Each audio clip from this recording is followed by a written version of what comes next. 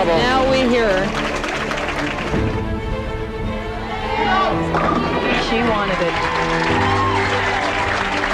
And it's the year of Romeo on the LPBT Tour. Ball fearless, Kelly. Yes, she does. Shannon O'Keefe is going to win this one. That she does what she has to do to win. We finally reached the end of our list and are ready to reveal the greatest season in PWBA history. First, here's a look at the previous seasons that have made our list thus far. It's an amazing gathering of stars from the past and present of women's professional bowling, each of whom have earned a special place in the pantheon of the sport. The #1 season in PWBA history happened in 1976, a year when the United States celebrated its bicentennial, marking the 200-year anniversary of the founding of the country. Jimmy Carter, a Democrat from Georgia, was elected president following a tumultuous period in politics represented by the Watergate scandal that had rocked the country just a few years prior. Chris Evert and Bjorn Borg scored big wins at Wimbledon, ushering in an exciting new era of star power in tennis. In music, the sentimental Love Will Keep Us Together by Captain and Tennille was the album of the year.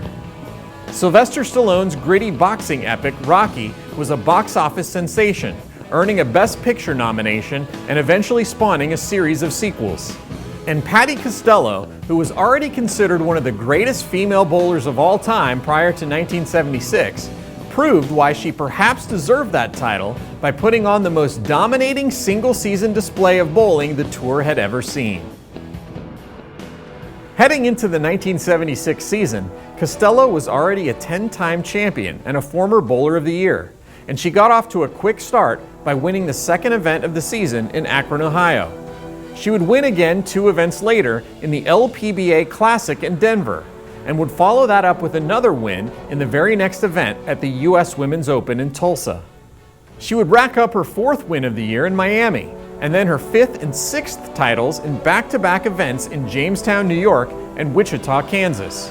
She would claim a record 7th title of the year in the season's final major, the PWBA Championship in Tulsa, Oklahoma.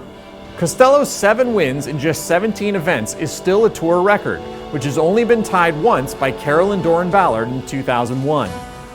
Costello was easily named IBMA Bowler of the Year for 1976, and would go on to set the tour standard for all-time career victories at 25, which has only since been passed by Leanne Holsenberg, Alita Sill, and Lisa Wagner.